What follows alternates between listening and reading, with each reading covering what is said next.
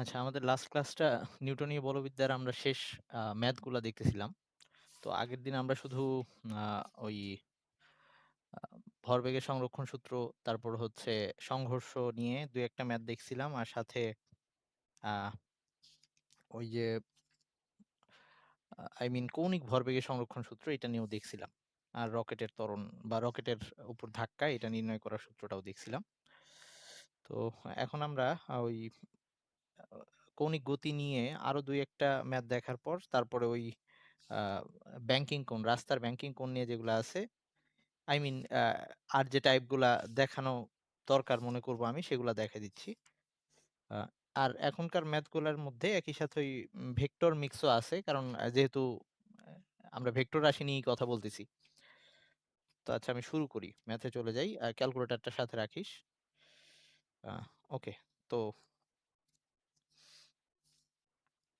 যেগুলা একদমই ইজি, সরাসরি সূত্রে বসাই দিলে হয়ে যাচ্ছে এরকম ম্যাথ নিয়ে আমি বলতেছি না। ওকে, একটু ট্রিকি হলে সেটা নিয়ে বলবো।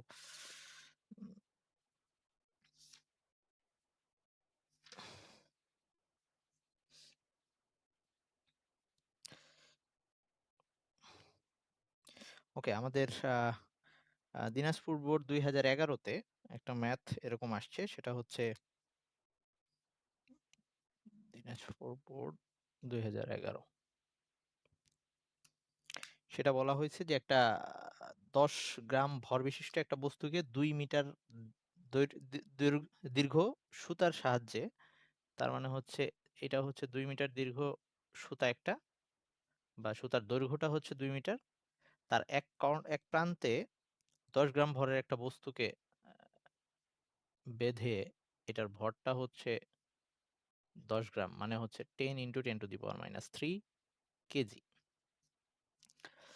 এটাকে বৃত্তাকার পথে ঘোরানো হচ্ছে। ওকে, ওই সুতার মধ্যেই বস্তুটাকে বেঁধে এটাকে ঘোরানো হচ্ছে জাস্ট।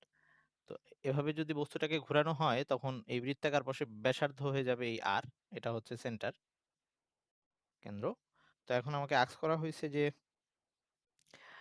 3 সেকেন্ডে যদি 15টি পূর্ণ আবর্তন সম্পন্ন করে, যেই ইয়াটা বস্তুটা 3 সেকেন্ডে, তার মানে টাইমটা 3 সেকেন্ড, সেটা কয়বার আবর্তন করতেছে, মানে পূর্ণ আবর্তন হচ্ছে 15 বার।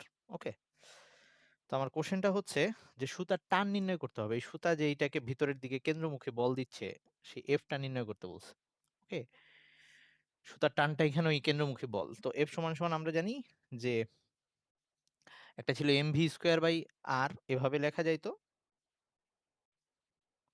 অথবা আবার এটাকে লেখা যাইতো সরি, v=ω আর বসাই দিলে এটা আসতো এরকম m⍵²r। ওকে, তো এখন ওমেগা সমান সমান আবার পড়ে আসছিলাম 2πn/t, তাইলে এইটাকে আবার লেখা যায় ওমেগার জায়গায় লেখা যায় 2πn/t। এন হচ্ছে কয়বার ঘুরছে, টি হচ্ছে সময়, আর আর হচ্ছে ওই বৃত্তাকার পথের ব্যাসার্ধ। তো আমরা যদি এটা সব বসাই দিই তাহলে এখানে সরাসরি 19.74 নিউটন আসবে। তো এটাও সহজ, এটা আশা করি নিজেরাই পারবি। তো এরকমই আর, আচ্ছা সরি, এখানে ω² হবে। ওকে, ω=2πn/t, ওখানে একটা স্কোয়ার হবে। থ্যাঙ্কস। আচ্ছা, এবার আসি, এরকমই আর একটা অঙ্ক, সেটা হচ্ছে সিলেট বোর্ড 2001-এ আসছে, সেম টাইপের। মানে এটা বলছে যে একটা হাইড্রোজেন পরমাণু মডেলে ইলেকট্রন একটা প্রোটনের চারদিকে ঘুরতেছে। তো এখানে এই নিউক্লিয়াস আছে কেন্দ্রে, মানে এই অঙ্কটার মতোই, কেন্দ্রে নিউক্লিয়াস, আর এইখানে যেটা ঘুরতেছে সেটা হচ্ছে ইলেকট্রন। তো আমাকে বলে দিছে যে যে বৃত্তাকার পথে ঘুরতেছে এই কক্ষপথের ব্যাসার্ধটা বলে দিছে, একই সাথে ইলেকট্রনের ভর বলে দেওয়া আছে, না বলা থাকলেও আমরা জানি, সেটা আমরা ওভাবে ইউজ করতাম। আর কত বেগে ভি এর মানটাও বলে দিছে, যে ইলেকট্রনটা কত বেগে ঘুরতেছে সেটাও বলে দেওয়া। ওকে, সেটা হচ্ছে কয় নাম্বার, সেটা সিলেট বোর্ডে আসা, সিলেট বোর্ডে আসা, সিলেট বোর্ড 2001, একই টাইপের দেখে আমি আর করাচ্ছি না। তো ওই ক্ষেত্রে আমাকে বলছে যে ওই ইলেকট্রনের উপরে নিউক্লিয়াসের কেন্দ্রমুখী বল কত, মানে আবারও এফ বের করতে হবে, তখন ভি দেওয়া আছে, তো ওইটা আরো সোজা, mv²/r দিয়ে বের করে ফেলতে পারবো। ওকে, আচ্ছা, আহ, তো এটাও গেল। এবার আসি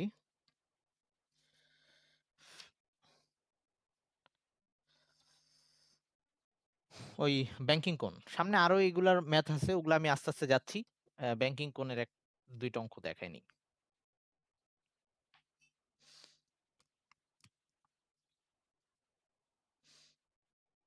আচ্ছা, যেটা বলে দেওয়া আছে এটা হচ্ছে কুমিল্লা বোর্ড 2012। সেখানে বলা হচ্ছে একটা 75 মিটার ব্যাসার্ধের একটা বৃত্তাকার পথ, মানে যে পথটা, সেই পথটার ব্যাসার্ধটা, ওই বাঁকটার ব্যাসার্ধ হচ্ছে 75 মিটার, এবং এটার মধ্যে একজন বাইক আরোহী, সে কি করবে, বা একজন বাইকার, সে হচ্ছে আহ, একটা বেগ নিয়ে এখান দিয়ে যাবে। তো সেই বেগে যাওয়ার জন্য তাকে 30 ডিগ্রি কোণে অ্যাঙ্গেলে হেলতে হয়েছে। তার মানে সে যে কোণে হেলে গেছে উলম্ব থেকে, এই যে উলম্বের সাথে যত কোণে হেলে গেছে সেটাকে আমরা বলতাম ব্যাংকিং কোণ। সেটা হচ্ছে উলম্ব তলের সাথে 30 ডিগ্রি কোণ করে হেলে গেছে সে। ওকে, তো এটা বলে দেওয়া আছে এই দিক দিয়ে টার্ন নেওয়ার সময়। তো তাইলে সে কত বেগে অ্যাকচুয়ালি যাচ্ছে তার বেগটা নির্ণয় করতে বলছে, ভিটা নির্ণয় করতে বলছে। ওকে, তাইলে এই ক্ষেত্রে আমাদের, সে কিন্তু উলম্বের সাথে এত কোণে হেলছে, তাহলে আমাদের সূত্রটা ছিল tan theta equals to v square by r g. তো এটাও সহজ, আমরা আর জানি, ভি আমাদের বের করা লাগবে, আর থিটাও বলে দেওয়া আছে। তাহলে সব যদি বসাই দিই, জি এর মান 9.8, লাস্টে ভি এর মান আসবে 20.6 মিটার পার সেকেন্ড। এটা খুব ইজি, এটার মধ্যে কোনো প্যাচ নাই। ওকে, এবার একটু এটা যে প্যাচ আছে এরকম বলবো না। এবার হচ্ছে আহ, বলা হয়েছে একটা রেল লাইন, এটারই অঙ্ক। আচ্ছা, এটাই আশা করি কারো কোনো প্রবলেম নাই, সহজ। এবার যেটা বলা হয়েছে সেটা হচ্ছে এই ব্যাংকিং কোণেরই অঙ্ক।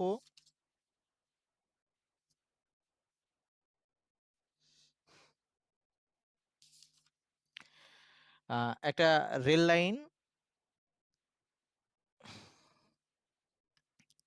আচ্ছা রেল লাইন যে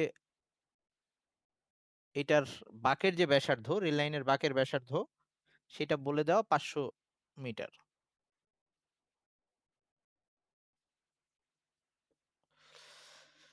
এবং এটা বলে দেওয়া যে রেল লাইনের যে দুইটা, এই যে দুইটা যে পাথ, ওকে, একটা পাথ থেকে আরেকটা পাথের মধ্যবর্তী দূরত্ব, এই পাথদ্বয়ের মধ্যবর্তী দূরত্ব হচ্ছে 1 মিটার। তাহলে আমরা এই ব্যাপারটাকে একটু সাইডে এখানে আঁকি। এবং এইখানে একটা পাথের তুলনায় আরেকটা পাথ উপরে উঠানো, তাইলে হেলানো। তার মানে এই দুইটা পাথকে আমি সামনে থেকে যদি এভাবে দেখি, যে এই সাইডটা ভিতরের দিকে, ভিতরের সাইডটা আর বাইরের সাইডটার দিকে এরকম। ওকে, এই এইটা, এই সাইডটা হচ্ছে এইটা, আর এটা হচ্ছে এই সাইড। তো দুইটার মধ্যবর্তী কোণ সেটা এভাবে হেলে আছে।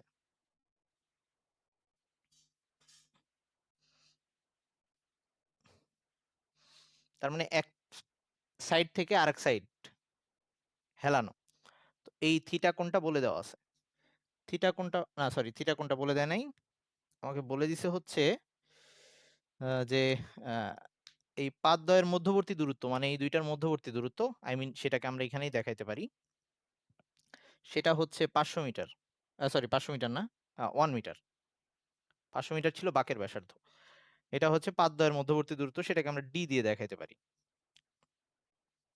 তো আমাকে বলছে যে এই রোড দিয়ে যখন একটা ট্রেন যাবে, এই লাইনটা দিয়ে যখন ট্রেন যাবে, তখন সেই ক্ষেত্রে 54 কিলোমিটার বেগে এটা হচ্ছে পাড়ি দিবে। তাইলে ভি আমাকে বলে দেওয়া আছে যে 54 কিলোমিটার পার আওয়ার, সেটা বলে দেওয়া আছে 54 কিলোমিটার পার আওয়ার। সেটাকে আমার মিটার পার সেকেন্ডে নিতে হবে। সো মিটার পার সেকেন্ডে নেওয়ার একদম শর্ট যে নিয়ম, সেটা হচ্ছে 3.6 দিয়ে ভাগ দিলেই হয়ে যায়। তাতে সেটা আসবে 15 মিটার পার সেকেন্ড।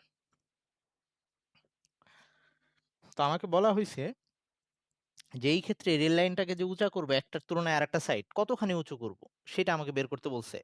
এইটুকু বের করতে বলছে, এইচ, এই এইচটা বের করতে বলছে। ওকে, তো আমরা একটা সূত্র শিখছিলাম। তো আমরা ফার্স্টে দেখি, আমরা জানি হচ্ছে tan theta equals to v square by r g. তো আমরা ফার্স্টে যে জিনিসটা আমাদের বের করা লাগবে তার মানে এইচটা। তো আমরা সূত্র জানি ten theta equals to v square, তার মানে আমাদের যেটা লাগবে এইচ ইকুয়ালস টু হট, এটা বের করতে বলছে। Tan theta equals to v square by r g. তো আমি এখানে ভি জানি, আর জানি। আবার টেন থিটা সমান সমান লেখা যায় লম্ব বাই ভূমি। আবার আমরা এটাও শিখছি কোণ অনেক ছোট হইলে ten theta equals two sine theta হয়, তার মানে তখন লেখা যায় যে আহ, লম্ব বাই অতিভুজ। তার মানে আমরা এটাকে লিখতে পারি এই টেন থিটার জায়গায় সাইন থিটা বসাই দিতে পারি, ভি স্কোয়ার বাই আর জি। ব্র্যাকেটে লিখে দিতে পারি যে যেহেতু থিটা অতি ক্ষুদ্র, সুতরাং সাইন থিটা মানে ten theta equals two sine theta লেখা যাবে।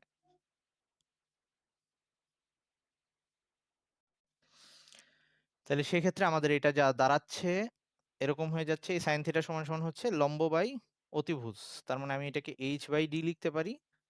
এখানে ভি স্কোয়ার বাই আর জি থাকলো, মানে আমরা এটা প্রুফ আকারেও দেখে আসছিলাম।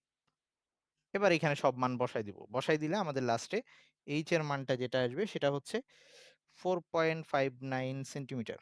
মানে মিটারে আসবে ফার্স্টে, মিটারে আসবে হচ্ছে 0.0459 মিটার। পরবর্তীতে এটাকে আমরা সেন্টিমিটারে নিয়ে নিতে পারি, বা কেউ মিটারে রাখলেও কোনো সমস্যা নেই। বুঝছিস তো এইটুক? এটাকে এভাবেও দিতে পারতো, এইটা বলে দেওয়া থাকতো, বলতে পারতো যে কত কোণে হেলাইতে হবে এটাও বের করতে বলতে পারতো। আচ্ছা, আবার আহ, ওগুলা দিয়ে কত বেগে যাবে সেটাও বের করতে দিতে পারতো, যে কোনোটাই দিতে পারতো, এরকম করে করা লাগবে আর কি। আচ্ছা, এটা গেল একটা। হ্যাঁ, তো কোণ বের করতে বললে তখন আর আমাদের ইয়া করা লাগতো না। ওই যে যদি ভি দেওয়া থাকতো তাহলে এখান থেকেই থিটা বের করে ফেলতে পারতাম। আর যদি ভি না দেওয়া থাকতো তাহলে আবার আমরা ওই কোণ বের করতাম sine theta equals to h by d দিয়ে, নর্মাল জ্যামিতির সূত্রে অ্যাপ্লাই করতাম আর কি। ওকে,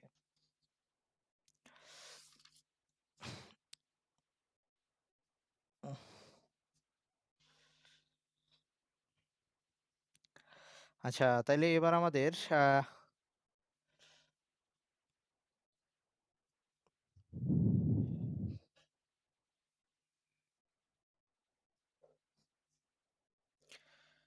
আহ, যশোর বোর্ড 2017, আমি একটু মুখে বলে যাই যে এইখানে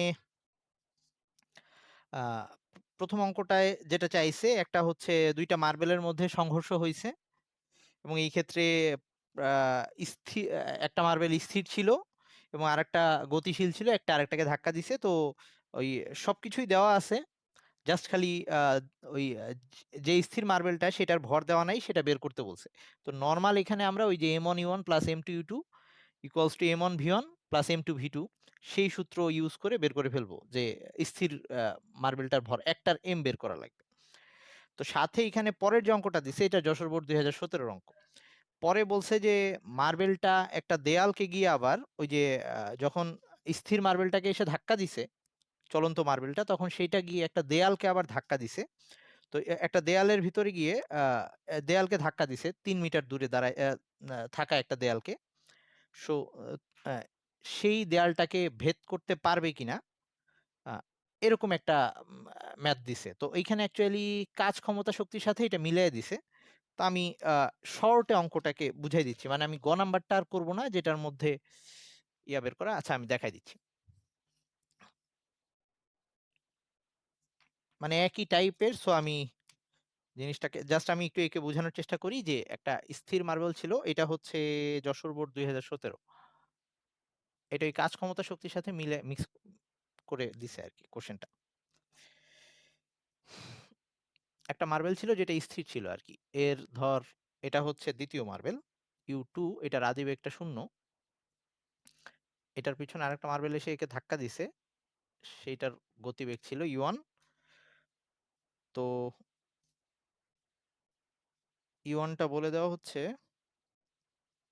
10 মিটার পার সেকেন্ড। এটা 10 মিটার পার সেকেন্ড বেগে এসে ওটাকে ধাক্কা দিছে। এটার M1 এটা বলে দিছে যে 30 গ্রাম, এটা হচ্ছে 30 × 10⁻³ কেজি। আর এটার M2টা আমরা জানি না, এটাই আমাদের বের করা লাগবে। তো ধাক্কা দেওয়ার পরে সামনে একটা দেয়াল ছিল, সামনে একটা দেয়াল, তো এই দেয়ালটা যে জায়গা থেকে ধাক্কাটা দিছে সেইখান থেকে দেয়ালটার দূরত্ব ছিল হচ্ছে 3 মিটার দূরে। ওকে, ওই এটা তো আগের চিত্র আঁকছি, মানে সংঘর্ষ হওয়ার পর জায়গা থেকে আর কি 3 মিটার দূরে, যেখানে সংঘর্ষ হয়েছে সেখান থেকে 3 মিটার দূরে।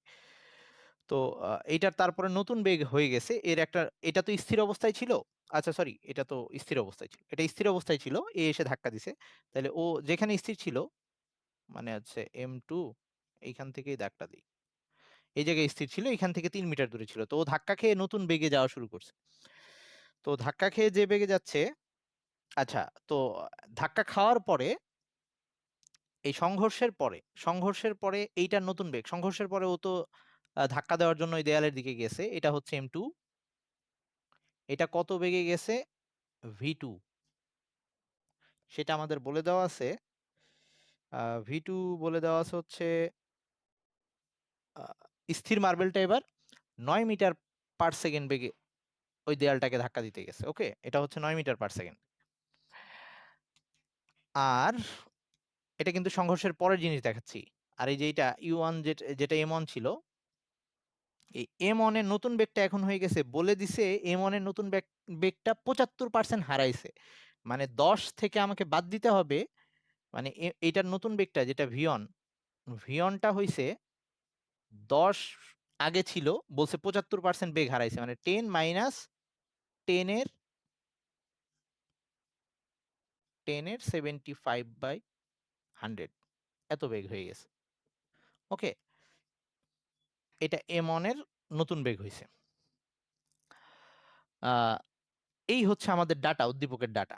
তো আমাকে এখন বলছে এইটার ভরটা কত, এটা জানা নাই, এটা বের করতে বলছে। M2টা কত এটা বের করতে বলছে। তো গ নাম্বারে হচ্ছে জাস্ট নর্মাল আমরা M1 U1 plus M2 U2 equals to M1 V1 plus M2 V2, এইটা দিয়ে সবই এখানে আমরা জানি, আমাদের এখান থেকে M2টা বের হয়ে আসবে। তো M2টা কত আসবে আমি লিখে দিচ্ছি, M2টা আসছে হচ্ছে 25 গ্রাম আর কি, মানে কেজিতে নিলে 0.025 কেজি আসবে। তারপর এটাকে যদি আমি গ্রামে নিই 25 গ্রাম আসবে। ওকে, এটা হচ্ছে গ নাম্বারের ম্যাথ, বা হচ্ছে বই অনুযায়ী আর কি ক দেওয়া। আচ্ছা ওকে, আমরা গই লিখতেছি, বোর্ড ম্যাথে গ অ্যাকচুয়ালি। ওকে, আর পরের ম্যাথটা বলছে হচ্ছে যে এই মার্বেলটা এবার ওই যে ওই বেগে যে ধাক্কা দিল, ওই দেয়ালটাকে যে এখন ধাক্কা দিল, তো এই ক্ষেত্রে আমাদের মার্বেলটা দেয়ালটার ভিতরে ঢুকতে পারবে কিনা এটা জিজ্ঞেস করছে, যখন আহ, দেয়ালটা বাধা দিচ্ছে, ওই দেয়ালটা বাধা দিচ্ছে একে, দেয়ালটা এইদিকে বাইরের দিকে যে ফোর্সটা দিবে, বাধাদানকারী বল দিবে, দেয়ালের বাধাদানকারী বল হচ্ছে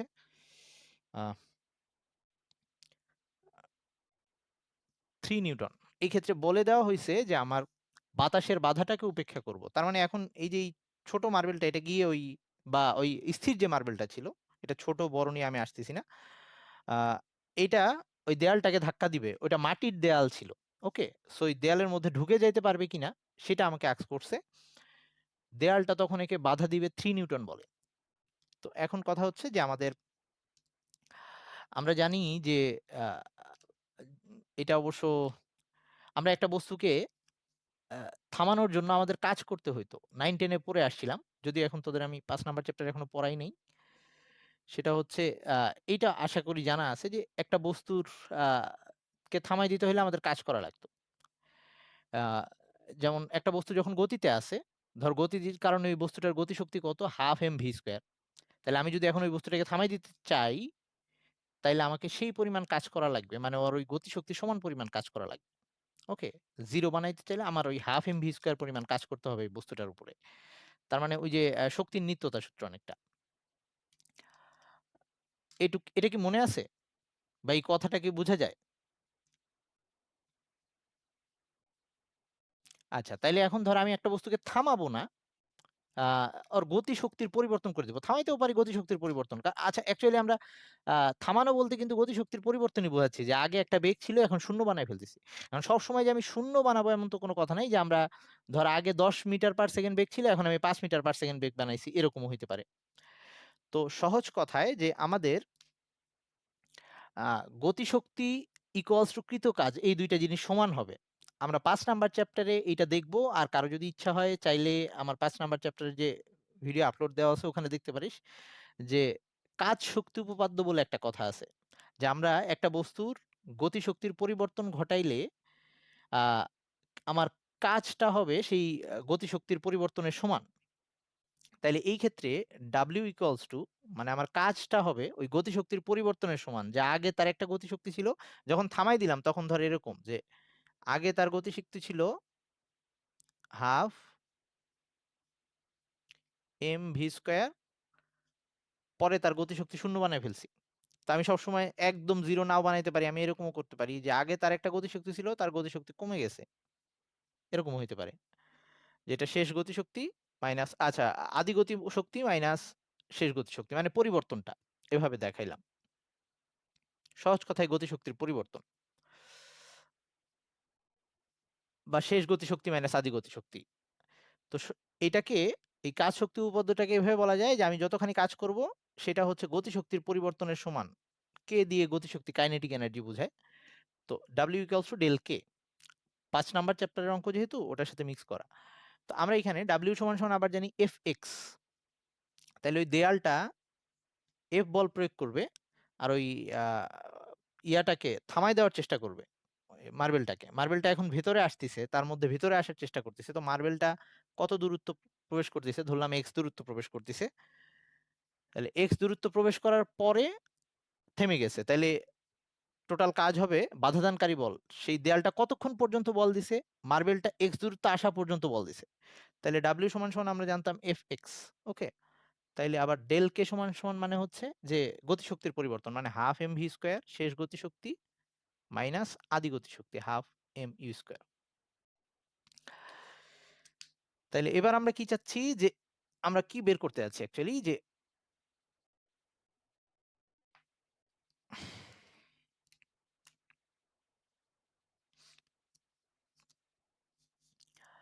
আহ, এই আহ, দেয়ালটা বাধাদানকারী বল দিচ্ছে কত, 3 নিউটন, আর মার্বেলটা এক্স, ধরলাম এক্স দূরত্ব প্রবেশ করছে। যদি না প্রবেশ করে তাহলে তো এক্স এর মান আমাদের 0 বাই সামথিং কিছু আসবে, আর যদি প্রবেশ করে তাহলে এক্স এর মান কিছু পাবো। ধরলাম যে এক্স দূরত্ব প্রবেশ করতে পারছে, আর এই সময় তার গতিশক্তি একদম আমি পুরো থামাই দিতে যাচ্ছি, মানে জিরো বানাই দিতে যাচ্ছি, মার্বেলটা থেমে যাবে, তার মধ্যে সে কত দূর অতিক্রম করছে। তাহলে হাফ এম, শেষ বেগ হচ্ছে জিরো, তার মানে এটা হচ্ছে আহ, এই গতিশক্তির পরিবর্তন যদি বের করতে চাই তাহলে আমি এখানে জাস্ট কমন নিয়ে নিই, half m v square minus u square, half m, m এর মানটা ছিল কত যেন, মার্বেলটার ভর ছিল হচ্ছে 25 গ্রাম, আমরা যেটা বের করছিলাম M2, 25 গ্রাম মানে হচ্ছে 0.025। আমি মার্বেলটাকে থামাই দিলে একদম পুরোপুরি জিরো করে ফেলবো বেগের মান, আই মিন শূন্য, শেষ বেগ শূন্য, আর আদি বেগটা ছিল 9।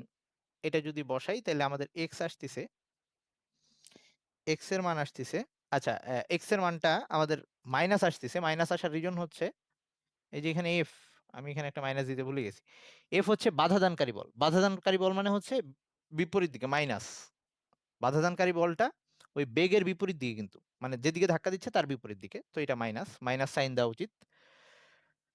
তো এই ক্ষেত্রে আমাদের এক্স এর মানটা আসবে -3 × এক্স, তো এখানেও মাইনাস আছে, এই সাইডেও মাইনাস, তো এক্স এর মান লাস্টে আসতেছে হচ্ছে মিটারে নিলে 0.3375, আর সেন্টিমিটারে বললে সেটা 33.75 সেন্টিমিটার।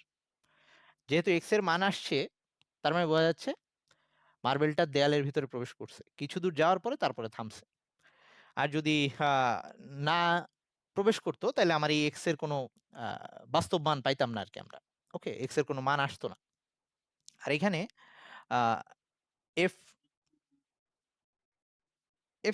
এক্স এর মান নেগেটিভ আসতো তখন যদি আমি এফটা এইখানে প্লাস দিতাম, মানে নর্মালি যেহেতু আমি এফ এর চিহ্নটা ঠিকই লিখছি, মানে আমি যদি এফটা প্লাস ধরে এইটা এক্স এর মানটা করতাম, তাইলেও আমার অ্যান্সার নেগেটিভ আসতো, কিন্তু সেটা ঠিক হইতো। ঠিক হইতো বলতে কি, যে আমি ওই ক্ষেত্রে যেদিকে বাধাদানকারী বল তার এক্সটা তার বিপরীত দিকে, এইটা বুঝাইতো। ওকে, সেই দিকে বিপরীত দিকে সরণ হচ্ছে। কথা কি বুঝাইতে পারতেছি? যদি আমি এখানে এফ এর মানটা ঋণাত্মক না দিতাম, মানে ধনাত্মকই রেখে দিতাম, তখন এক্স এর মানটা নেগেটিভ আসতো। ওইটা দিয়ে বুঝাইতো আমি তো ধাক্কা তো দিচ্ছি ওইদিকে, বল দেওয়া হচ্ছে ওইদিকে, আর সরণটা এইদিকে হচ্ছে, বিপরীত দিকে হচ্ছে, ওইটা বুঝাইতো। তো এক্স এর মান নেগেটিভ আসা নিয়ে কোনো সমস্যা নাই। এক্স এর মানটা যদি অবাস্তব কিছু আসে, বা এক্স এর কোনো মান না আসে, বা জিরো আসে, এরকম কিছু, তার মানে তখন ব্যাপারটা বুঝাবে যে দেয়াল প্রবেশ, দেয়ালে প্রবেশ করতে পারে নাই, দেয়ালের ভিতরে প্রবেশ করতে পারে নাই। ওকে, তো 5 নাম্বার চ্যাপ্টারের সাথে মিক্স করা ছিল দেখে এটা একটু এরকম।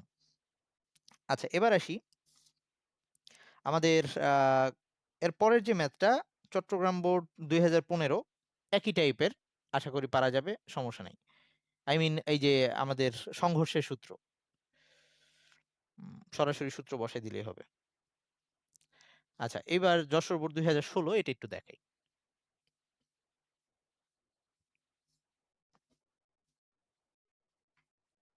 আচ্ছা, দেয়ালের আর ওই যে ইয়াটা, ওর নাম কি, মার্বেলটা, সেটা যে 3 মিটার দূরে ছিল, সেটা আর দরকার পড়ে নাই আমাদের এখানে, এই ক্ষেত্রে আর আমাদের দরকার পড়ে নাই।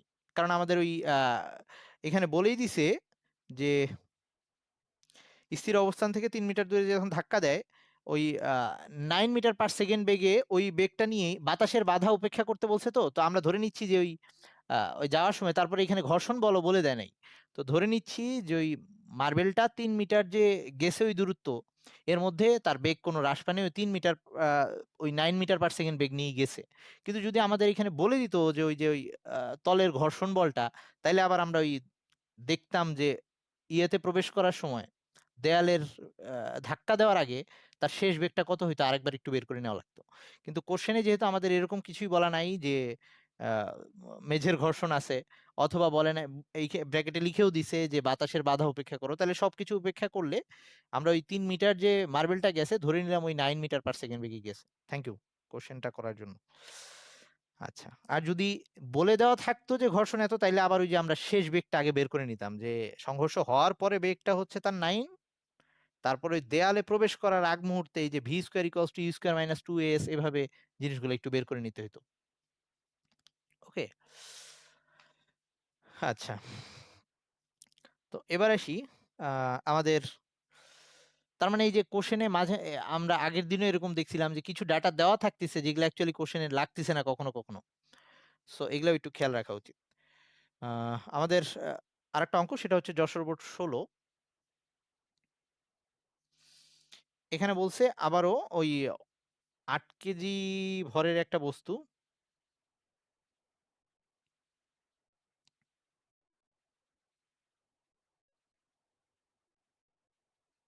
m = 8 কেজি, এটাকে একটা দড়িতে 0.2 মিটার ব্যাসার্ধে, মানে আর কি 0.2 মিটার দৈর্ঘ্যের একটা দড়ি, তার মানে ব্যাসার্ধটা হয়ে যাবে 0.2 মিটার।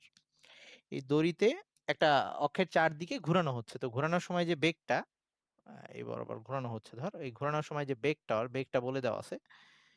আহ আচ্ছা, বেগটা, কৌণিক বেগটা বলে দেওয়া আছে, তার কৌণিক বেগটা হচ্ছে, এই বস্তুটার কৌণিক বেগটা ওমেগা হচ্ছে 2 radian per second, 2 radian per second বেগে ঘুরতেছে। আহ এখন বলছে যে প্রথম কোশ্চেন হচ্ছে ঘূর্ণায়মান কণার কৌণিক ভরবেগ কত, মানে আমাদের এলটা বের করতে বলছে, কৌণিক ভরবেগ এল। তো এল ইকুয়ালস টু, আমরা জানতাম যে ভরবেগ সমান যেহেতু ভর ইন্টু বেগ, তো ঘূর্ণায়মান বস্তুর ক্ষেত্রে ভরের জায়গায় হবে আই, মানে কৌণিক ভর যেটা, বা জড়তার ভ্রামক, আর বেগের জায়গায় হবে কৌণিক বেগ, এল ইকুয়ালস টু আই ওমেগা। তাহলে এই আই সমান সমান আবার লেখা যায় এম আর স্কোয়ার, সো আমরা এখানে আই এর জায়গায় লিখে দিচ্ছি এম আর স্কোয়ার, আর ওমেগা তো দেওয়াই আছে। তার মানে এটাকে আমরা যদি বসাই দিই সরাসরি পেয়ে যাব, এটার মান আসতেছে হচ্ছে 0.64, আর এটার এককটা হচ্ছে kg metre square per second.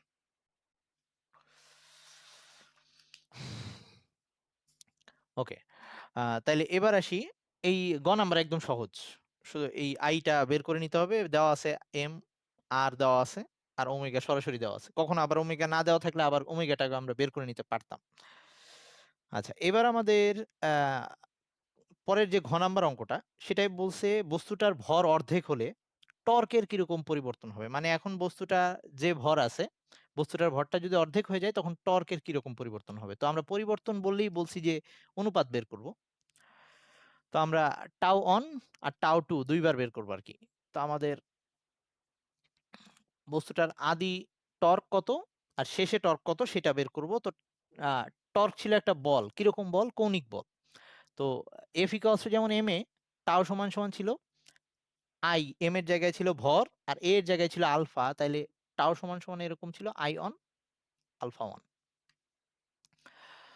তো এরকম আমরা দুইবার এটাকে বের করলেই হবে। তো সেই ক্ষেত্রে আমাদের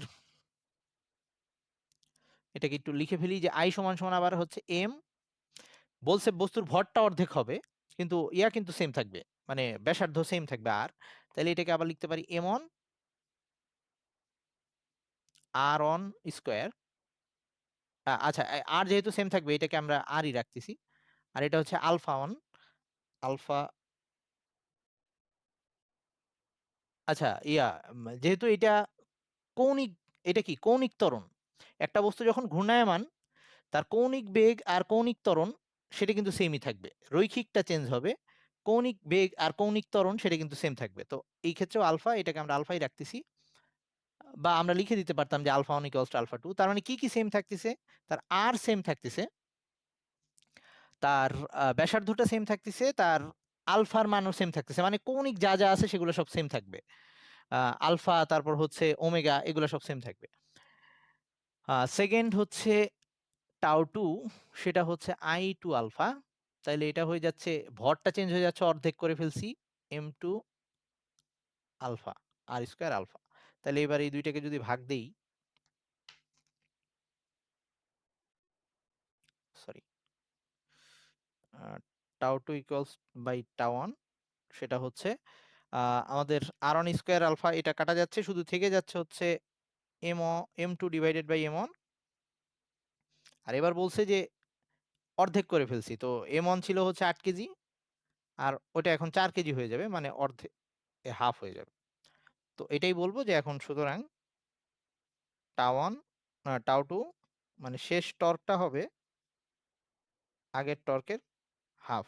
আচ্ছা, এই ব্যাপারগুলো একটু খেয়াল রাখবি যে কৌণিক জিনিসগুলা আমরা যেমন আগে থিওরিগুলো যখন প্রুফ করতেছিলাম, তা এই একটা কৌণিক ত্বরণ সেটা কি ছিল, যে কৌণিক ত্বরণ ছিল হচ্ছে, রৈখিক ত্বরণটা ছিল হচ্ছে এরকম যে এ হচ্ছে ভি বাই টি, বা বেগের পরিবর্তন, একক সময়ে বেগের পরিবর্তন। আহ, আর আলফা ছিল ডি ওমেগা, কৌণিক বেগের পরিবর্তন।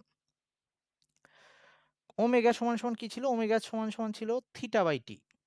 তাহলে একটা বস্তু যখন ঘুরতিছে, তার ভর যাই হোক, সে তো ঘুরতিছে ওই 360 ডিগ্রি কোণ নিয়েই। তাহলে থিটা যেহেতু চেঞ্জ হবে না, ওমেগা চেঞ্জ হবে না, ওমেগা সেম থাকবে। আর ওমেগা যদি সেম থাকে, এই ওমেগা যদি সেম থাকে, তাহলে তার আলফাও সেম থাকবে। তো ঘূর্ণনরত বস্তুর আলফা ওমেগা এগুলা দুই ক্ষেত্রেই সেম থাকতেছে। ওকে, তো এই ব্যাপারগুলো একটু খেয়াল রাখিস। হ্যাঁ, বুঝছিস এটা?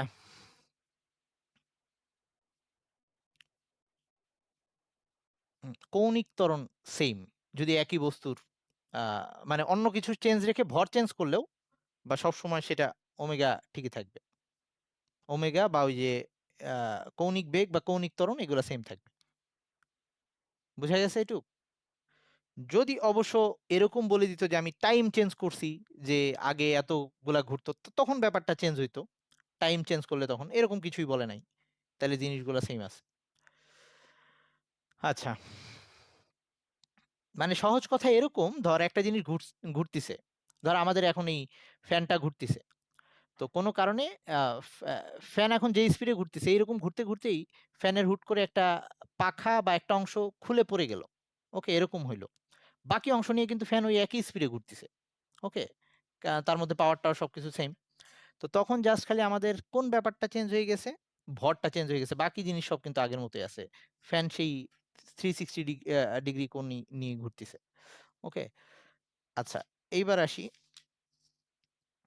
উম, ওই যে বলছি ভেক্টর এটার সাথে মিক্স করে দেয়। আচ্ছা তোরা আরেকবার একটু জয়েন দে। ওকে, এরপরে যে ম্যাথ সেটা হচ্ছে দিনাজপুর বোর্ড 16। দিনাজপুর বোর্ড 16,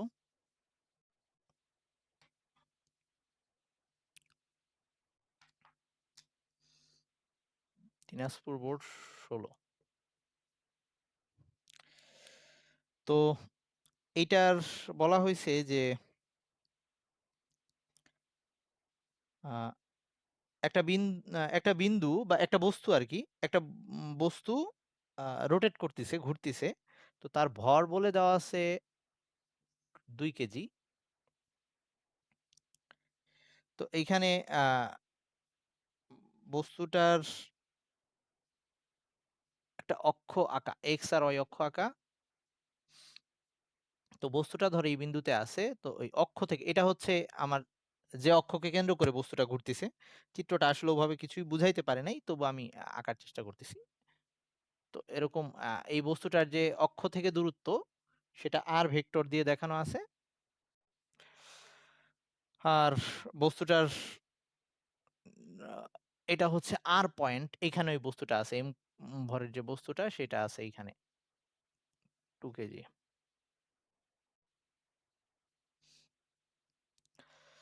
আর এই বস্তুটা বেগের দিক আর এর সাথে লম্ব বরাবর, সেটাকে এইভাবে দেখাইছি এখানে, ভি ইকুয়ালস টু, আচ্ছা এটা ভি, আচ্ছা বেগের বেগ না বলে এখানে বেগ, এখানে রৈখিক ভরবেগটা দিয়ে দিছে আর কি, পি। মানে বেগের দিক যেদিকে সেদিকেই তো রৈখিক ভরবেগের দিক হবে, এটা এখানে বলে দিছে। আর এই আর আর পি এর মধ্যবর্তী কোণ, আর আর পি এর মধ্যবর্তী কোণ, আরও তো এখানে একটা ভেক্টর, আর আর পি এর মধ্যবর্তী কোণ এখানে এরকম থিটা দেখায় দেওয়া আছে। এইটা হচ্ছে আমাদের উদ্দীপক। মানে উদ্দীপকে অ্যাকচুয়ালি ওরকম পরিষ্কার করে কিছুই আহ, ইয়া করা নেই, জাস্ট শুধু বলে দেওয়া যে আমাদের এটা হচ্ছে একটা এমভরের বস্তু, যেটা এই গ্রাফের মাধ্যমে আমরা দেখাচ্ছি যে এটা হচ্ছে অক্ষ, এই ওই এম বস্তুটার অবস্থান ভেক্টর সেটা হচ্ছে আর। তো এটা যখন ঘুরতেছে ওইটার রৈখিক বেগের দিক হচ্ছে ওই বরাবর, আর রৈখিক বেগ যেদিকে সেই বেগের দিকেই ভরবেগ থাকে, কারণ আমরা জানি পি সমান সমান এম ভি, তার মানে ভি যেদিকে সেদিকে পি। আর এই ক্ষেত্রে আহ, আমরা জানি যে আর আর ভি এই দুইটার মানে এল ইকুয়ালস টু রৈখিক বেগ, এটা সমান সমান ছিল আর ক্রস পি।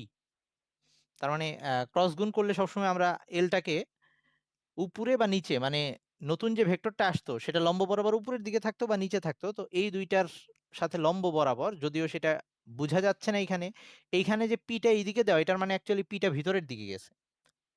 এখানে অ্যাকচুয়ালি চিত্রটা এভাবে, এটা যদি আর হয় সেটা হচ্ছে, এটা যদি আর হয়, আর ওই পিটা দিয়ে যেটা বোঝাচ্ছে পিটা ভিতরের দিকে গেছে অ্যাকচুয়ালি। ওকে, তো সেটা এখানে বোঝা যাচ্ছে না চিত্রে। তো আমরা বুঝে নিব যে আর এর সাথে পি এর ক্রস গুণ যখন করতেছি ওই দুইটা এল তো এটার লম্ব বরাবর উপরে বা নিচে হবে, তো এই অয় অক্ষ বরাবর এটাকে লম্ব হিসেবে দেখাইছে, সেটা এখানে এল দিয়ে রাখছে তারা। যা হোক, উদ্দীপকের এই চিত্র দেখে বুঝা না বোঝা গেলেও পরের কোশ্চেন দেখে আমরা বুঝে যাব। তো কোশ্চেনে বলে দেওয়া আছে যে এই অবস্থান ভেক্টর আরটা, ওই যে আর অবস্থান ভেক্টরটা ভেক্টর রূপে দেখানো আছে, সেটা হচ্ছে এভাবে দেওয়া আছে যে i minus 2 j plus b k, এখানে কে এর সামনে সহগটার মান দেওয়া নাই, এটাকে এরকম ভেক্টর রূপে দেখানো আছে, এবং এটার এককটা এই যে আর মিটারে দেওয়া আছে। ওকে, এরকম বেগের মান ভি, যদিও কোশ্চেনে কিন্তু এম ভি লেখা নাই, আমি কিন্তু এটা লিখে দিছি, কিন্তু কারণ বুঝাই যাচ্ছে যে পি যে বরাবর ভিও সেই বরাবরই হবে। তো এই ভি এর মান বলে দেওয়া আছে 2i minus 4j plus 2k। আচ্ছা, এই যে কোনো একটা রাশিকে, ভেক্টর রাশিকে যখন আমরা এভাবে দেখাবো তখন কিন্তু একক সাথে অবশ্যই লিখে দিতে হবে, মিটার পার সেকেন্ড। তো এখন আমাদের গ নাম্বারের কোশ্চেন, সেটা হচ্ছে বি ইকুয়ালস টু যদি 2 হয়, গ নাম্বারের কোশ্চেনটা হচ্ছে বি ইকুয়ালস টু যদি 2 হয়, বি ইকুয়ালস টু 2 হলে হলে আমাকে বের করতে বলছে কৌণিক ভরবেগের মান কত, মানে এল বের করতে বলছে। এল কত হবে এটা বের করতে। তাহলে এটা হচ্ছে গ নাম্বারের অ্যান্সারের জন্য আমাদের সেই ভেক্টরে আবার চলে যেতে হবে। দুইটা ভেক্টর দেওয়া আছে, দুইটা ভেক্টরের ক্রস গুণ করা লাগবে। সো ক্রস গুণের যে নিয়ম ছিল সেটাই আমি খালি ম্যাট্রিক্স ফর্মে এটা লিখে দিচ্ছি। এটা হচ্ছে আর আর পি এর ক্রস গুণ। তো নিয়ম ছিল আই জে কে, তারপর প্রথম ভেক্টর হচ্ছে আর, আর এর যেগুলো আছে, আই এর সহগ হচ্ছে 1, জে এর সহগ -2, আর এখন বলে দিছে বি ইকুয়ালস টু 2, তাহলে এটা হচ্ছে 2, আর ভি এর সহগ হচ্ছে 2 -4, বুঝি নাই ভাইয়া? আচ্ছা, এই এম কিন্তু কোনো ইয়া না, এম কিন্তু একক, এটা কোনো,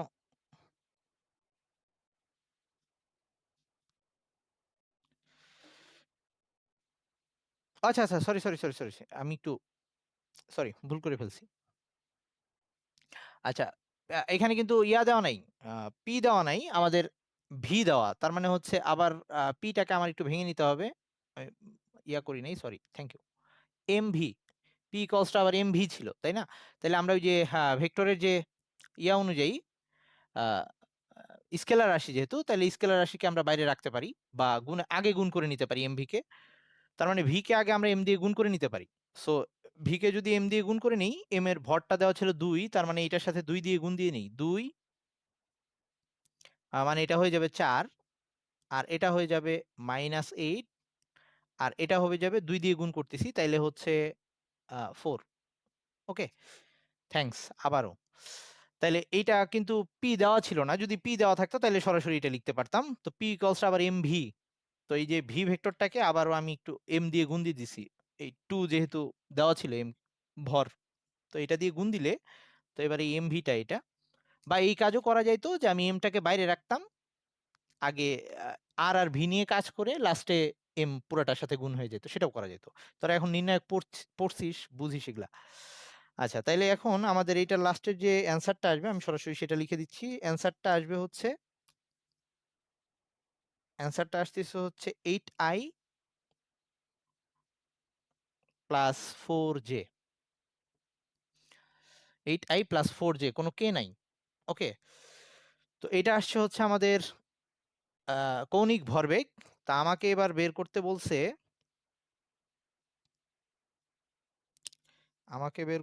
হচ্ছে কৌণিক ভরবেগের মান বলছিল, মেবি কৌণিক ভরবেগের মান বের করতে বলছে, মানে এইটা মডুলাস দেওয়া উচিত। যদি কৌণিক ভরবেগ বের করতে বলতো তাহলে ওটাই লিখে দিতাম, সাথে এককটা লিখে দিতাম, ব্র্যাকেট দিয়ে একক লিখে দিতাম। তো আমাকে মান বের করতে বলছে, তো ভেক্টরের মান বের করার আবার নিয়ম কি ছিল, যে আমাদের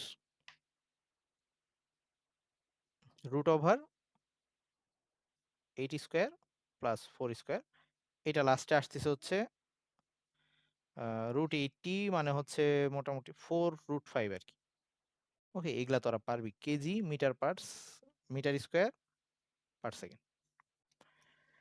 আচ্ছা, এটা হচ্ছে আমাদের গ নাম্বারের অ্যান্সার। আমাদের ঘতে আহ, বলছে আবার ভেক্টরের এটা, সো আমি এটা আর করাবো না। বলছে আর আর ভি পরস্পর সমান্তরাল হলে, এই যে আর এর সাথে যে ভি, এরা যদি পরস্পর সমান্তরাল হয় এবং পরস্পর লম্ব হলে বি এর মানের কিরূপ পরিবর্তন হবে। আমাদের ভেক্টরে যেরকম ছিল, যে দুইটা ভেক্টর দেওয়া থাকতো, এরা পরস্পর লম্ব হওয়ার জন্য আমরা জানি যে ডট গুণফল 0 হইতে হবে, এই দুইটা ডট গুণ করে 0 ধরে ওই বি এর মানটা বের করব। আর যখন সমান্তরাল হওয়া দরকার তখন এই দুইটার ওইখানে কিন্তু বি থাকবে তখন, তো তখন আর ক্রস ভি করে ওইটা 0 ভেক্টর আসবে, সেখান থেকে আমরা বি এর মানটা বের করব। এটা তোরা পারবি ভেক্টরের রুল অনুযায়ী, সো আমি আর এটা করাইলাম না, খালি এটা একটু চিত্র থেকে বোঝানোর দরকার ছিল দেখে বুঝাইলাম। আচ্ছা, এবার আসি, আমাদের এরকম আরেকটা বলে দেওয়া আছে, আই মিন ভেক্টর ফর্মে এরকম এঁকে দেওয়া। আচ্ছা, আশা করি এখন বাকি অঙ্কগুলা তোরা দেখতে পারবি।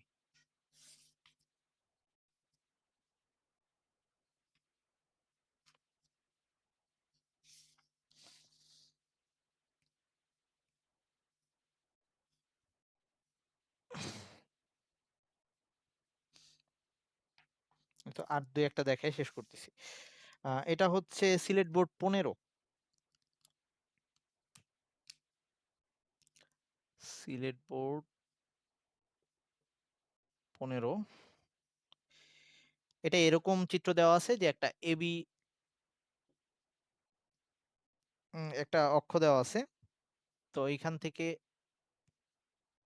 একটা লাঠি আর কি, পিকিউ একটা দণ্ড দেওয়া, এটার দৈর্ঘ্য বলে দেওয়া আছে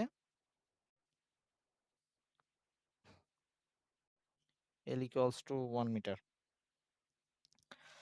এবং এটার মধ্যে এফ বল প্রয়োগ করা আছে। এফটাকে এভাবে দেখানো হয়েছে, এফ বলটাকে এভাবে দেখানো হয়েছে, এটার মানে অ্যাকচুয়ালি ভেতরের দিকে ধাক্কা দেওয়া হচ্ছে। ওকে, তো ভেতরের দিকে ধাক্কা দিলে এটা এরকম করে ঘুরতে থাকবে।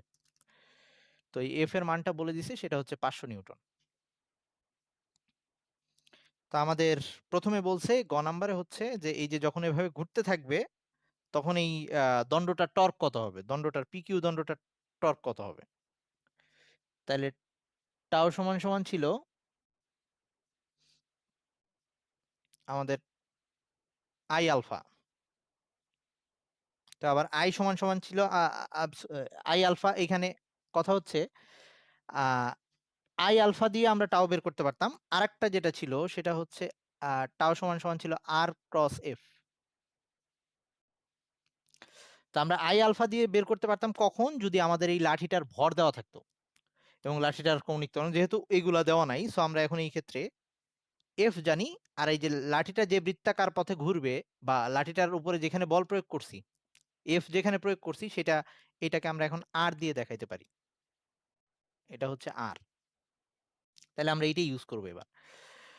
তাহলে এই ক্ষেত্রে আমাদের টাও এর মান আর ক্রস এফ যদি ইউজ করি, আর আমাদের যেহেতু মান বের করতে বলছে, তো টাও সমান সমান আবার ছিল আর এফ সাইন থিটা, মান হিসাবে চিন্তা করলে, শুধু মান নিয়ে চিন্তা করলে এটাকে আমি এভাবেও লিখতে পারি। আচ্ছা, একই কথা। তো থিটা কত বলছি আমি, এটা হচ্ছে লাঠি আর ভিতরের দিকে বল দেওয়া হয়েছে, মানে এফ আর আর এর মধ্যবর্তী কোণ হচ্ছে 90। তাহলে সাইন 90 ওইটা 1 হয়ে যাবে। তাহলে আমাদের শুধু এখন আর আর এফ গুণ করে দিলেই হচ্ছে। তার মানে এটা আসবে 500 নিউটন পার মিটার। ওকে, এটা হচ্ছে গ নাম্বারের ম্যাথ। এবার ঘ নাম্বারের ম্যাথ বলছে যে এবি, যদি এরকম করা হয় যে লাঠিটা এভাবে না ঘুরে এবি অক্ষটাকে যদি মাঝে নিয়ে আসা হয়, লাঠিটার মাঝখানে হয়ে যাবে এবি অক্ষটা, এবি অক্ষটা যদি এইখানে চলে আসে, তো তখন আহ কোন ক্ষেত্রে জড়তার ভ্রামক বেশি হবে। তো এটা নিয়ে আমরা থিওরিতেই পড়ে আসছিলাম যে একটা লাঠি এইদিকে আহ, অক্ষ থাকলে ঘুরলে তখন জড়তার ভ্রামক কত হয়, আর যদি মধ্যবিন্দু দিয়ে যায় তখন ঘুরলে তখন জড়তার ভ্রামক কত হয়। তাইলে আমরা ওই সূত্রই অ্যাপ্লাই করতে পারি। তাহলে প্রথম ক্ষেত্রে হচ্ছে যখন এবি অক্ষের সাপেক্ষে, তাইলে ঘ নাম্বারে আমাদের বের করতে বলছে যে এই দুই ক্ষেত্রে পিকিউ অক্ষটা, এই এবি অক্ষটাকে চেঞ্জ করে দিলে, প্রথম ক্ষেত্রে যদি আমি বলি জড়তার ভ্রামক আয়ন, সেটা সূত্র ছিল অক্ষের এক প্রান্ত, এক প্রান্তে যদি দণ্ডের অক্ষ থাকতো তাহলে সেই ক্ষেত্রে আসতো এম এল স্কোয়ার বাই 3। এটা আমাদের সূত্র ছিল, আমরা একদম থিওরিতেই পড়ে আসছিলাম। সো এটা হচ্ছে আয়ন। আর আই টু এর মানটা কত আসবে, আই টু এর ক্ষেত্রে আসতো এম এল স্কোয়ার বাই 12। এই দুইটা ছিল আমাদের সূত্র। তাহলে এই দুইটা থেকে আমরা অনুপাত করে বলে দিতে পারছি, মানে অঙ্ক মান না বসাইলেও চলবে অ্যাকচুয়ালি আমাদের। তো সরাসরি কত আসতেছে, আই টু বাই আয়ন,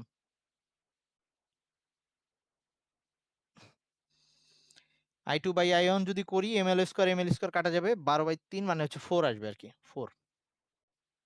তাহলে সেক্ষেত্রে আমরা বলে দিব যে I two equals to 4 I one, মানে দ্বিতীয় ক্ষেত্রে ইয়াটা বেড়ে যাবে, তার ঘূর্ণন রত অবস্থায় যে তার জড়তার ভ্রামক যেটা, সেটা দ্বিতীয় ক্ষেত্রে বেড়ে যাবে, আগের তুলনায় 4 গুণ হবে। ওকে, এটা হচ্ছে সরি, আমি উল্টা লিখে ফেলছি। আয়ন ইকুয়ালস টু, আচ্ছা এটা আসবে 1/4, সরি আমি ভুল লিখে ফেলছি, 1/4 আসবে। তাইলে এটা হচ্ছে ion equals to 4 I2। i1 equals to 4i2 আসবে, সরি। তো এই ক্ষেত্রে আমাদের যেটা দেখতেছি যে আহ, প্রথম ক্ষেত্রে যে জড়তার ভ্রামক সেটা দ্বিতীয় ক্ষেত্রে জড়তার ভ্রামকের 4 গুণ হবে। ওকে, তো এটা আমরা লাস্টে বলে দিব। এটা কোথাও ম্যাথ কেউ চাইলে অবশ্য ম্যাথ করেও করতে পারতো, কিন্তু সেই ক্ষেত্রে আবার যেটা দরকার ছিল যে লাঠিটার ভর দরকার ছিল, ভরটা আমাদের বলে দেওয়া নাই। আচ্ছা, এইবার আসি তারপরে যে বরিশাল বোর্ড 15-তে যেটা আছে, আশা করি পারবি এগুলো অঙ্ক। তারপরে হচ্ছে রাজশাহী বোর্ড 2016, এটাও পারা যাবে। এটা অ্যাকচুয়ালি বলছে ওই যে সংঘর্ষটা স্থিতিস্থাপক নাকি স্থিতিস্থাপক না, সেটা ব্যাখ্যা করতে বলছে। আহ, তারপরে এরকম রাস্তার ব্যাংকিং কোণ নিয়েই জাস্ট এখানে একটু কোশ্চেনটা বলি যে কোশ্চেনটা কি টাইপের। আচ্ছা, কোশ্চেনটা হচ্ছে এরকম বলে দেওয়া যে যে একটা 100 মিটার ব্যাসার্ধের, এটা হচ্ছে আমি যেটা দেখাচ্ছি এটা হচ্ছে চট্টগ্রাম বোর্ড 2016। আমি অঙ্কটা বলে কি করব আমরা সেটা বলে দিচ্ছি। 100 মিটার ব্যাসার্ধের তার মানে আর এর মান দেওয়া, ওই রাস্তাটার মধ্যে একটা বাস কত বেগে চলতেছিল, সেটা হচ্ছে 30 কিলোমিটার পার আওয়ার বেগে। এই বেগে চলার সময়, বাঁক নিয়ে যাওয়ার সময় রাস্তা থেকে ছিটকে খাদে পড়ে যায়। তার মানে যেটা বোঝা যাচ্ছে যে ওর বেগটা ঠিক ছিল না, ওই লিমিট ক্রস করে ফেলছিল। তো আমাদের চিত্রের মধ্যে এটা বলে দেওয়া আছে যে ওই রাস্তার প্রশস্তটা, মানে রাস্তাটা কতখানি চওড়া সেটা দেওয়া আছে 8 মিটার, আর রাস্তার এক প্রান্ত আরেকটা থেকে কতটুকু উঁচু সেটাও দেওয়া আছে 0.4 মিটার। তো আমাদের বলছে রাস্তার ব্যাংকিং কোণ কত সেটা নির্ণয় করতে tan theta equals to v square by r g. এই সূত্রটা আমরা জানি, কিন্তু এখানে আমরা v square by r g কিন্তু ইউজ করতে পারবো না, কারণ ওই ভিটা কি ছিল, সূত্রে যে আমরা tan theta equals to v square by r g যখন লিখতাম, ওই ভিটা ছিল যে বেগে সে নিরাপদে যাইতে পারে সেই ভিটা। কিন্তু কিন্তু এখানে যে ভিটা দেওয়া আছে tan theta equals to v square by r g, এখানে কিন্তু বলেই দিছে ওই গাড়িটা ছিটকে পড়ে গেছে। তার মানে এই সূত্র আমি ইউজ করতে পারবো না, এই ভিটা অ্যাকচুয়ালি নিরাপদে পার হওয়ার জন্য না। তাহলে এই ভি ইউজ করা যাবে না। আমাদের যেটা করা লাগবে, ওই যে আরেকটা যে সূত্র আছে যে টেন থিটা সমান সমান sine theta equals to h by d লেখা যায়, এইটা দিয়ে আমরা আগে যেটা বলছে যে ব্যাংকিং কোণ থিটাটা এইখান থেকে বের করে নিব। Okay, sine theta equals to h by d, এটা দিয়ে বের করে দেবো। এইচ বলে দিছে যে একটা থেকে আরেকটা কতখানি উঁচাই আছে, আর রাস্তার প্রশস্তটা কত সেটা। কেন এটা ইউজ করতে পারলাম না, কারণ যে ভি দেওয়া আছে সেই ভিটা কিন্তু মানে উপযুক্তটা না, সেটা একটা মানে আর কি কি বলবো যে অসামঞ্জস্যপূর্ণ একটা বেগ, এই জন্যই সেটা ছিটকে পড়ে গেছে। আচ্ছা, এবার পরের কোশ্চেনটায় বলে দেওয়া আছে যে বাসটি খাদে পড়ে যাওয়ার কারণ বিশ্লেষণ করো। তাইলে আমরা যেটা করব, আমরা ওই যে থিটাটা যে গ নাম্বার থেকে বের করছি, কয়েকভাবে করা যায়, আমি একটা বলতেছি। থিটা যেটা গ নাম্বারে বের করছি, tan theta equals to v square by r g দিয়ে এইখান থেকে ভি বের করব, যে ভি কত হওয়া উচিত ছিল আর বাসটা কত বেগে চলতেছে। ওকে, তো আমাদের বাস বলছিল যে 30 কিলোমিটার পার আওয়ার বেগে, আমরা ওখান থেকে ভি বের করে দেখবো যে ওইটা লিমিট ক্রস করছে কিনা। ওকে, বা লিমিট ক্রস করছিল দেখেই তো পড়ে গেছে, তো সেটাই আমাদের বলা লাগবে তখন। আচ্ছা, আর হচ্ছে আমাদের আহ, মানে ওই বেগের আহ, মানটা ঠিক ছিল না। তবে এটাকে আরেক ভাবেও করা যায়, যে আমরা এরকম করেও করতে পারি যে গ নাম্বারে যে থিটাটা বের করছি সেই থিটা থাকলো, আমরা এইখানে এখন যে বেগে সে চলে ছিটকে পড়ে গেছে সেই বেগের জন্য থিটার মান কত হওয়া উচিত ছিল, যে কত হইলে সে ছিটকে পড়তে না, সেই থিটাটা বের করব, যেটা বইয়ে করা আছে, আই মিন তপন স্যারের বই। সেখানে থিটা বের করা হয়েছে যে 4.05, আর অ্যাকচুয়ালি রাস্তার থিটাটা ছিল হচ্ছে 2.86। তার মানে রাস্তাটা যত কোণে হেলানো ছিল তার চেয়ে বেশি কোণে হেলানো হইলে, আই মিন 4.05 ডিগ্রি কোণে হেলানো হইলে তাইলে গাড়িটা আর ছিটকে পড়তো না। তো আমরা ওভাবে না বলে এটাও বলতে পারি, আমরা বেগটা বের করে বলবো যে গাড়িটা যেহেতু এই বেগে চলে নাই, এই জন্য সে রাস্তা থেকে ছিটকে গেছে। ওকে, এভাবে বলতে পারি, দুইভাবে বলা যায়, কোনো সমস্যা নেই। মানে ড্রাইভারেরও ব্যাপার হচ্ছে, ড্রাইভারেরও দোষ দেওয়া যাবে, আবার ইঞ্জিনিয়ারের দোষ দেওয়া যাবে, তুই কার দোষ দিবি এটা তোর ব্যাপার। মানে ড্রাইভারের দোষ দিলে যে ড্রাইভার ব্রেক ঠিক রাখে নাই, আর ইঞ্জিনিয়ারের দোষ দিলে যে ইঞ্জিনিয়ার রাস্তা ঠিক মতো কোন করে দেয় নাই। ওকে, এইরকম আর কি।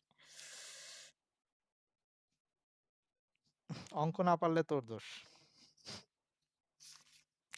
আচ্ছা, এবার আসি আহ বাকিগুলো আশা করি পারা যাবে। এখানে ভেক্টর টেক্টর অ্যাড করে দেওয়া আছে।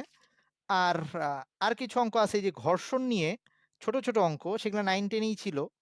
ওই যে এফ কে বা mu f k equals to mu k আর পারা যাবে, এগুলা কোনো সমস্যা নেই। তো আমি তাইলে আপাতত, আচ্ছা আরেকটা আছে সেটা হচ্ছে, ওকে এই জিনিসটা মনে হয় একটু আমি দেখাই দিতে পারি।